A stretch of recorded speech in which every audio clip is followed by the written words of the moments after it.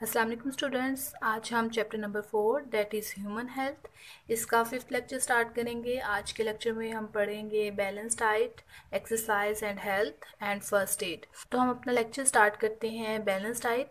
Balance diet किसे कहते हैं, इसकी डेफिनेशन को अंडरलाइन कर लें। A balance diet is one that contains well proportionate quantity of the macro and micro nutrients according to our body demands in such a way that neither any nutrient is in excess nor is deficient। Macro means large. तो macro nutrients ऐसे nutrients होते हैं जो हमारी body को large amount में चाहिए होते हैं, जैसे कि फैट्स, कार्बोहाइड्रेट्स एंड प्रोटीन्स। और माइक्रो न्यूट्रिएंट्स ऐसे एलिमेंट्स होते हैं जो हमारी बॉडी को स्मॉल अमाउंट में चाहिए होते हैं, जैसे कि vitamins and minerals. Students, balance diet ऐसी डाइट होती है जिसमें मैक्रो और माइक्रो न्यूट्रिएंट्स हमारी बॉडी की डिमांड के मुताबिक हों, यानी ये एक प्रॉपर क्वांटिटी में मौजूद हो, ना तो बहुत ज़्यादा हो ना ही बहुत कम हो। तो इस तरह बैलेंस डाइट हमारी हेल्थ को मेंटेन करती है, यानी हमें बहुत सारी डिजीज़ से बचाती है। ना ये हमारे वेट को लूज़ करती है, ना ही इसे ओवर वेट करती है। तो बैलेंस डाइट डिपेंड करती है कि किसी भी पर्सन को कितने कैलोरीज चाहिए। इस तरह balance diet person to person vary करती है। तो किसी भी पर्सन को कितने कैलोरीज चाहिए ये डिपेंड करते हैं उसकी वेट, उसकी एज, उसकी बॉडी की फिजियोलॉजिकल और वर्किंग कंडीशंस पर। स्टूडेंट्स, अब हम पढ़ लेते हैं diets for different stages of human life. तो सबसे पहले है डाइट फॉर इन्फेंट्स। स्टूडेंट्स, बच्चों के लिए बेहतरीन डाइट मदर फीडिंग है, क्योंकि इसमें वो तमाम न्यूट्रिएंट्स मौजूद होते हैं जो बच्चों की ग्रोथ के लिए ज़रूरी होते हैं। लेकिन अगर किसी वजह से मदर फीडिंग पॉसिबल ना हो तो काऊ या बफलो मिल्क भी दिया जा सकता है, लेकिन इसके लिए ज़रूरी है कि इसमें 2 हिस्से पानी मिलाया जाए। इसी तरह 4 मंथ्स के बच्चों को मिल्क के साथ साथ लाइट सॉलिड डाइट भी देनी चाहिए, like cereals, egg yolk, boiled meat. और 6 से 18 मंथ्स के बच्चों को मिल्क के अलावा फ्रूट्स भी देने चाहिए। नेक्स्ट है डाइट फॉर यंग्स। स्टूडेंट्स, बच्चों में एनर्जी की डिमांड ज़्यादा होती है, क्योंकि एक तो इनकी फिजिकल एक्टिविटीज ज़्यादा होती है, दूसरा इनकी ग्रोथ भी हो रही होती है। तो इनको ऐसी डाइट देनी चाहिए जिसमें कार्बोहाइड्रेट्स, फैट्स, प्रोटीन्स और वाइटामिन मौजूद हों। तो 13 से 16 ईयर्स के बच्चों को मिल्क और मिल्क प्रोडक्ट्स देनी चाहिए। नेक्स्ट है डाइट फॉर ओल्ड। स्टूडेंट्स, बड़ों में यानी एजिड लोगों में एनर्जी की डिमांड्स कम होती हैं, क्योंकि वो ज़्यादा काम नहीं करते। तो इस वजह से इन्हें ऐसी डाइट देनी चाहिए जिसमें ज़्यादा फैट कंटेंट मौजूद ना हो, बल्कि इन्हें ऐसी डाइट देनी चाहिए जिसमें moderate amount of proteins and carbohydrates मौजूद हों। नेक्स्ट है diet for pregnant and lactating women. तो प्रेग्नेंट और फीड करवाने वाली मदर्स के लिए बैलेंस डाइट बहुत ज़रूरी है, यानी इसमें फैट्स, वाइटामिन्स, कार्बोहाइड्रेट्स और प्रोटीन्स मौजूद होने चाहिए, क्योंकि अगर वो बैलेंस डाइट ना ले तो इससे मदर के साथ साथ बेबी को भी अफेक्ट होगा। और इसके अलावा फीड करवाने वाली मदर्स को अपने ऑफ स्प्रिंग की एनर्जी डिमांड्स को पूरा करने के लिए मिल्क, शुगर, वीट, एग्स और इसके अलावा फैट्स को यूज़ करना चाहिए। और प्रेग्नेंट वुमेन को भी इस तरह की डाइट लेनी चाहिए जिसमें हाई प्रोटीन, वाइटामिन और मिनरल्स मौजूद हों। नेक्स्ट टॉपिक है एक्सरसाइज एंड हेल्थ। एक्सरसाइज हमारे लिए बहुत ज़रूरी है, क्योंकि एक तो ये हमारी बॉडी को इलास्टिसिटी प्रोवाइड करती है, दूसरा ये हमारे मसल्स को स्ट्रॉन्ग करती है। तो जब हमारे मसल स्ट्रॉन्ग होंगे तो एक तो हम कोई भी टफ फिजिकल टास्क परफॉर्म कर सकते हैं। इसके अलावा स्ट्रॉन्ग मसल्स हमारे बोन्स और जॉइंट्स को भी सपोर्ट करते हैं। तो अगर हम एक्सरसाइज ना करें तो फैट हमारी बॉडी में स्टोर हो जाएगी, और फैट बर्न नहीं होगी तो ये ओबेसिटी कॉज करेगी, जिससे बहुत सारी डिजीजेज हो सकती हैं। लेकिन हार्ट डिजीज़ के पेशेंट जो होते हैं या डायबिटीज़ के जो पेशेंट होते हैं, उनको अपने फिजिशियन से कंसल्ट करने के बाद ही एक्सरसाइज करनी चाहिए। नमाज हमारे लिए बेहतरीन एक्सरसाइज है, क्योंकि इससे हमारी पूरी बॉडी के जो मसल्स हैं वो मूव करते हैं।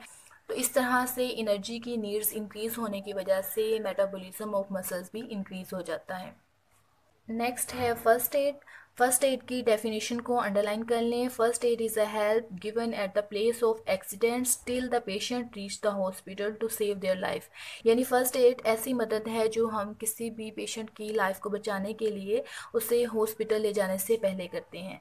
तो फर्स्ट है एनिमल बाइट। अगर किसी भी पर्सन को कोई एनिमल बाइट कर ले या इवन उसके स्क्रैचेस भी आ जाएं तो ये बहुत डेंजरस हो सकते हैं, क्योंकि इससे ये होता है जहाँ पर भी स्क्रैच है या जहाँ पर भी किसी एनिमल ने बाइट बाइट किया है वहाँ से बैक्टीरिया बॉडी में एंटर हो सकता है, जिसकी वजह से ये रेबीज़ या टेटनस की डिजीज़ कॉज कर सकता है। तो अगर इस तरह इन्फेक्टेड पर्सन में यानी जिसको एनिमल ने बाइट किया है, तो अगर किसी किस्म की ब्लीडिंग हो रही हो तो इससे क्या करना चाहिए, उसको फौरी तौर पर बैंडेज कर देनी चाहिए। और अगर माइनर इंजरी हो तो डैमेज एरिया को किसी भी कपड़े के साथ या कॉटन के साथ कवर कर दें और इस पेशेंट को फौरी तौर पर हॉस्पिटल ले जाएं। नेक्स्ट है बर्न। स्टूडेंट्स, अगर कोई भी बॉडी का पार्ट बर्न हो जाए तो उस पर फौरी तौर पर कपड़ा रख देना चाहिए, उसको टैप वाटर से धो लें, लेकिन उसके लिए कोई भी बटर, ग्रीस, ऑयल, टूथपेस्ट या एग, इसके अलावा कॉस्मेटिक पाउडर वगैरह यूज़ ना करें और सीवियर कंडीशन में उस पर्सन को हॉस्पिटल ले जाएं। नेक्स्ट है आई इंजरी। स्टूडेंट्स, अगर किसी भी पर्सन के आंख में कुछ चला जाए, कोई भी सैंड या कोई डस्ट पार्टिकल, तो इससे क्या करना चाहिए कि उस पर्सन को फौरी तौर पर अपने पहले तो हैंड वॉश करने चाहिए, फिर अपनी आंख में टैप वाटर को डालें ताकि कोई भी डस्ट या सैंड पार्टिकल अगर है तो वो निकल जाए। लेकिन अगर फिर भी डस्ट या सैंड पार्टिकल इरिटेशन कॉज करे तो उस पर्सन को फौरी तौर पर हॉस्पिटल ले जाए। नेक्स्ट है कोमा। स्टूडेंट्स, कोमा की स्टेज जो है वो बहुत डेंजरस हो सकती है, क्योंकि अगर कोई शख्स बेहोशी में चला जाए तो इससे क्या होता है, या तो उसकी ज़ुबान उसके तालू से लग सकती है जिसकी वजह से सफोकेशन हो सकती है, ठीक है, यानी वो पर्सन सांस नहीं ले सकता, उसका दम घुट सकता है। या दूसरा केस ये है कि अगर उसका हार्ट जो है वो प्रॉपर फंक्शनिंग ना कर रहा हो, उसका हार्ट जो है उसकी फंक्शनिंग स्टॉप हो जाए, तो इस केस में भी डेथ हो सकती है। तो इस केस में मेक श्योर कर लेना चाहिए कि वो पर्सन सांस ले रहा है कि नहीं। तो अगर तो वो सांस ले रहा है तो उस केस में क्या करना चाहिए कि उस पर्सन को सीधा लिटा दें और पिलो उसकी हेड के नीचे रख दें और उसकी टांगों और उसके बाजों को उसके हेड की तरफ कर दें और उस पर्सन को फौरी तौर पर हॉस्पिटल में ले जाएं। और अगर वो पर्सन सांस नहीं ले रहा तो उसकी चेस्ट को उठाकर ऊपर की तरफ कर दें ताकि उसकी रेस्पिरेटरी ट्रैक सीधी हो जाए और वो आसानी से सांस ले सके। उस पर्सन के माउथ को ओपन कर दें, तो अगर उसके माउथ में कोई भी ब्लड या वॉमिटिंग या कोई भी सिक्रीशन है तो उसको रिमूव कर दें। तो इससे क्या होता है कि हो सकता है कि उसकी रेस्पिरेटरी पाथवे जो है वो साफ़ हो जाए और वो पेशेंट सांस लेने लगे। लेकिन अगर वो पर्सन फिर भी सांस नहीं ले रहा तो उसको आर्टिफिशियली सांस दिया जाए और उस पेशेंट को फौरी तौर पर हॉस्पिटल ले जाया जाए। नेक्स्ट है स्नेक बाइट। तो अगर कोई भी सांप जो है वो बाइट कर ले तो उस केस में फौरी तौर पर क्या करना चाहिए, तो फौरी तौर पर उस पार्ट को जो है किसी भी कपड़े के साथ बांध दें, जैसे कि आपको फिगर 4.7 में भी दिखाया गया है। तो इससे क्या होगा, पॉइजन आगे नहीं फैलेगा। उस जख्म को वाटर के साथ वॉश कर दें। इसके अलावा उस पर्सन को सीधा लिटा दें ताकि इससे क्या होगा कि बॉडी की मूवमेंट रुक जाएगी, जिससे पॉइजन भी आगे नहीं फैलेगा। तो इस केस में इस बात का ख्याल रखना चाहिए कि जो पेशेंट है उसके ब्लड को सक ना किया जाए, क्योंकि इससे पॉइजन उस पर्सन के अंदर जा सकता है जो कि डेथ भी कॉज कर सकता है। और जितनी जल्दी पॉसिबल हो उस पेशेंट को हॉस्पिटल में ले जाया जाए। हम इस चैप्टर की एक्सरसाइज कर लेते हैं। क्वेश्चन नंबर 1 है fill in the blanks. Number 1, the most abundant naturally occurring carbohydrate of the world is glucose. Number 2, fats and oils are formed by chemical combination of fatty acids with glycerol. Number 3, deficiency of vitamin A causes night blindness. Number 4, goiter is caused by the deficiency of iodine. Number 5, insulin and glucagon are formed in pancreas. Number 6, rabies is caused by animal bite.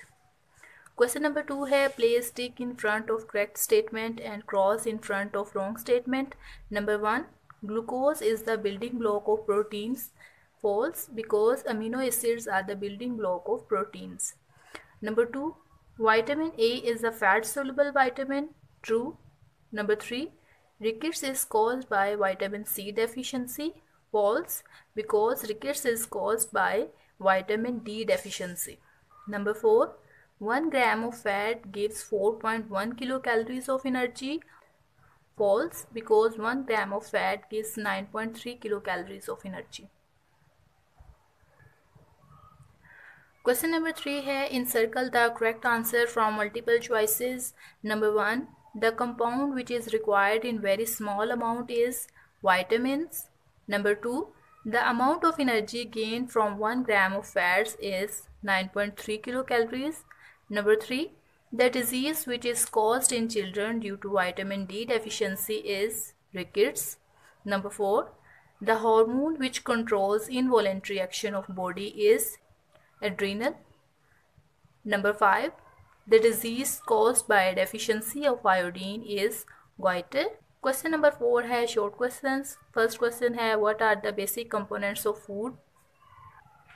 Question number 1 का answer है carbohydrates, fats, proteins, vitamins, minerals and water are the major components of food.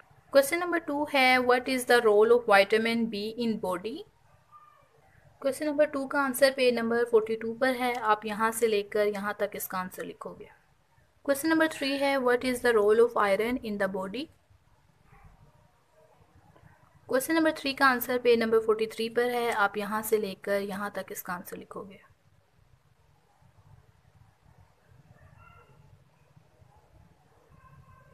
Question number 4 है which disease is caused by dog bite. इसका answer है rabies is a disease which is caused by dog bite. Student question number 5, 6 और 7 के answer आप previous lecture में mark कर चुके हैं.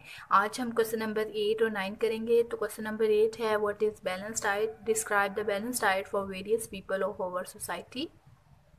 क्वेश्चन नंबर 8 का आंसर पेज नंबर 44 पर है. आप यहाँ से इसका आंसर स्टार्ट करोगे और नेक्स्ट पेज पर आप यहाँ तक इसको लिखोगे. क्वेश्चन नंबर 9 है why exercise is important for health.